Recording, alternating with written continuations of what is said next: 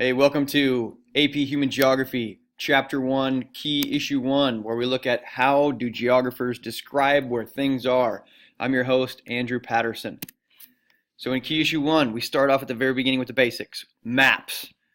Maps. Why are they so important? Well, these are the way we learn where things are and show how to get to other places. As geographers, we look at things spatially, meaning how things are connected to each other based on their position on the earth. So geography, it's invented by the Greek scholar Eratosthenes. Geo, meaning of the earth, graphy, meaning to write or record or describe. So human geographers, which is what we are, ask, where are people and activities found on the earth? And why are they found there? I can tell you that I love this course because it asks the questions, why? Like so many other courses are wonderful and classes and content material, but they kind of tell us how to do things. Geography is awesome for analyzing why. And in geography, we get to look at why people interact with each other the way they do, how they build their societies, and where they are on the earth based on the physical landscape. I love geography, and I'm glad you are taking a look at this course. So map is geography's most important tool for thinking spatially because we see how things are connected and where they are located to each other.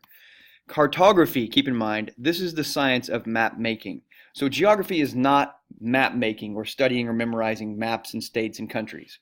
Cartography makes maps. Geography is the study of how people are interrelated with the environment. Human geography is. Map scale.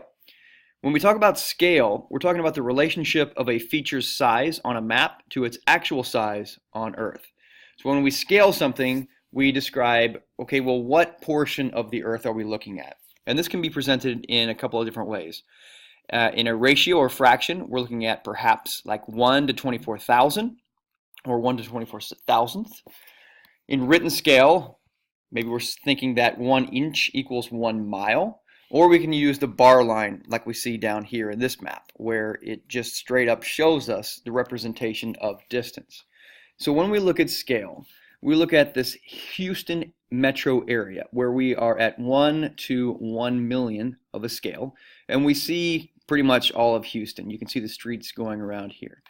But when we zoom in, we're looking at a scale of 1 to 10,000, meaning we're seeing a smaller area represented on this map, but we are scaled way in, okay? So you can see that here's the bar meter right there, and we're actually looking at Houston. What did they have, the old Astrodome? Or I don't even know what that is, to be honest. Projection. So we have a globe Earth floating around out in space. The issue is, if we want to represent that globe or that round spherical object on a flat map so we can take a look at it, it becomes difficult. And with any projection, we're going to have distortion because we can't represent a flat map transitioned from the round spherical globe. So projection is transferring the spherical globe to a flat map.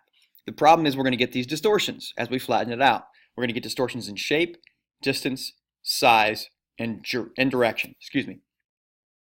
Most of the projections we end up using are equal area projections, meaning the relative sizes of land masses stay pretty much the same. They try to do the best job they can with that. The different brands or the different kinds of projections that are most common that we'll be looking at is the Mercator, where you have little distortion in the land masses, but the sizes at the poles are grossly distorted. And you think about it, if it's a spherical Earth that we live on, when you distort it way out and spread it on a flat map, Antarctica becomes huge. So that becomes an issue. When you look at Greenland, this is up at the pole, which is much smaller than this. So when you spread it out, it becomes huge. Greenland is not this big. Antarctica is not that big. But what's good about the Mercator projection is most of the continents are apparently the size that they are in real life on the Earth. The good projection over here. This is cool because it seems to preserve the land masses as they are, but the problem is in order to spread it out flat, there's going to be these interruptions. So obviously, you're not going to travel and skip across this space here. When you put it back together as a globe, you're able to connect here from here. But this is just the choices that we have when we're trying to preserve certain aspects and limit distortions from what's important for us from seeing. The Robinson projection is good across the oceans, but the land masses appear smaller.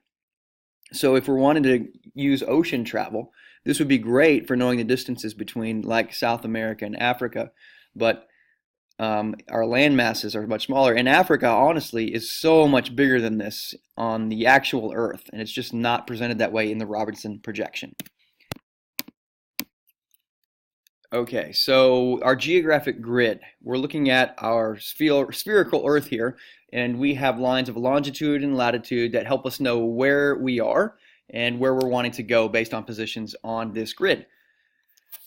To know specifically what we're talking about, we have to know the makeup of this grid. So a meridian, this is an arc drawn between the North and the South Pole.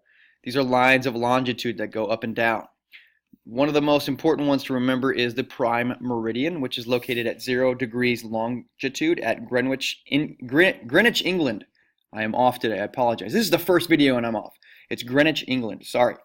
So if this is our prime meridian over here at 0, we're going to base everything off of that number. Now, the interesting reason why that is the prime meridian and at 0 is that in the time when this grid was created, Greenwich, England is the center of power there, so of course they're going to use their home base as 0 or the measurement for the grid across the globe.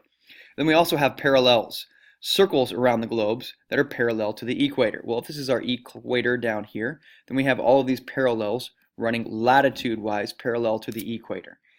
Equator, of course, is at 0 degrees latitude. The North Pole is at 90 degrees north latitude, and the South Pole is way down here at 90 degrees south latitude. And how we use the grid, for example, is if we're looking for Denver, Colorado, which is about over here, we're going to look for 40 degrees north latitude, so we're going to come up from the equator. It's going to be about 40 degrees north, look at that. And we're going to go 104 degrees west longitude. So we're going to go all the way around and we come over to 104 degrees west longitude. So we're right there near Denver. To get more precise and divide it into degrees, which are minutes and seconds, Denver is actually 39 degrees, 44 minutes north latitude, 104 degrees, 59 minutes west longitude. So latitude is measured accurately from position of the sun on the equator. We can measure that out based on how the sun moves and its position consistently near the equator. The problem is longitude is a human creation, and it's positioned from Greenwich, England. So when early explorers were trying to figure out where they were, they had a really hard time because longitude is not based off of the sun or stars. Telling time. We've got Greenwich Mean Time, GMT, which is located at the prime meridian, running right here through England. It's the standard reference for all time. As you go forward, we're progressing in hours. The other important line we see is the International Date Line, which is located at 180 degrees longitude, and it moves the clock back 24 hours. So as you go from London and you go backwards, we are reducing time by an hour. So of course, if it's 1832, which is, what is that? Let me think. I used to be a firefighter and they'd call us out based on those numbers, and I haven't used it for like 10 years, so let me think. So what is 1832, 12, 13, 14, 15, 16, 17, 18? So that is 6:30 p.m. 6:30 p.m. in London. Then way over here in Texas, it's going to be 12:30 p.m. because we're going back in time, because this is where time sets up, and we're going backwards in time here. If we continue to go around the globe, we're going to cross the International Date Line, where 24 hours has passed as we travel. Well, it's 12 hours from here, or going back the other direction. So the interesting thing is, if you're on a ship, you could actually time travel or go back in time. If you're going west from the Pacific Ocean and you cross the International Date Line, you could go back a day. It's just interesting to think about. And at the same time, here's the International Date Line, where these guys wanted to be included over here and these guys wanted to be included over here, and it just kind of gets a little complicated. Contemporary tools for geographers. We have the Geographic Information Science, GIS science, where we analyze data about Earth from electronics. This is where we're going to start collecting all of our data. Remote sensing is a term we use when we talk about data collected from long distances. So perhaps there are tall towers, airplanes high up in the sky, or satellites. Global Positioning System, the GPS, which is very common nowadays in everybody's cars and phones. These are tracking stations, long-distance equipment to pinpoint locations. The difference is remote sensing is collecting data. GPS is tracking, positioning.